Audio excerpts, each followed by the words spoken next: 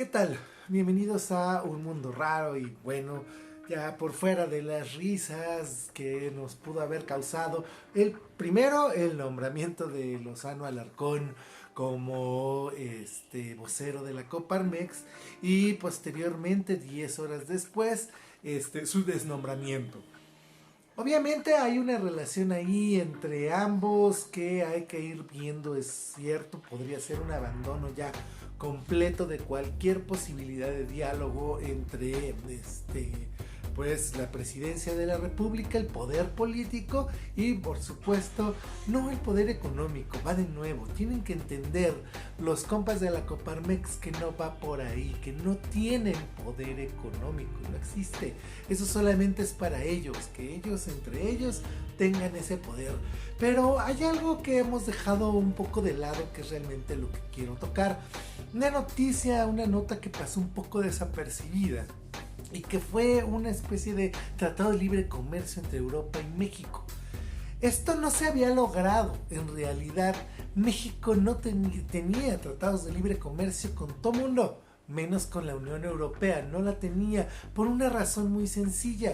Ni los sueldos, ni las prestaciones, ni los contratos de trabajo, ni otras tantas cosas podían o permitían que México tuviera con Europa un tratado de libre comercio. Ningún país europeo hacía realmente negocios con México, realmente negocios, salvo pequeñas cositas. La exportación de autos, la maquila que se hace por un tercero, lo mismo que sucedía con la industria farmacéutica. Ninguna gran empresa farmacéutica realmente trabajaba en México por el tipo de contratos.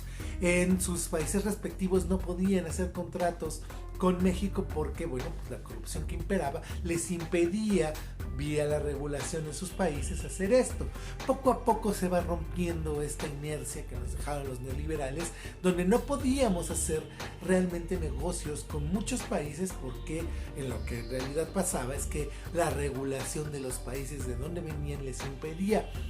Por supuesto, vemos que a los bancos les vale madre. Son los primeros lavadores de dinero del mundo. Lavan todo el dinero del narco y de políticos corruptos en todos lados, no les importa. Pero las empresas estaban hechas, bueno, tenían regulaciones que no les permitían hacer esto. Hoy ya tenemos esta posibilidad. Eso habla de un cambio enorme en la capacidad, sobre todo, del gobierno de comenzar a hacer este proceso. No hay, lo ha dicho el presidente, impunidad para absolutamente nadie. Y en este caso, por ejemplo, otra de las puntillas que se dieron fue precisamente que una de las empresas que debía mucho dinero al fisco fue ya por primera vez puesta no solo en evidencia, sino además se le levantó una querella por negarse a pagar sus impuestos. Esto por supuesto es visto de otra forma, sobre todo en Europa, donde los negocios con empresas corruptas no se podían hacer, o con gobiernos corruptos no se podían hacer, y las empresas generaban terceros que estaban en paraísos fiscales y este tipo de rollos, donde precisamente justamente los incentivos que van a generarse, o más bien no los incentivos, en realidad es la cuestión de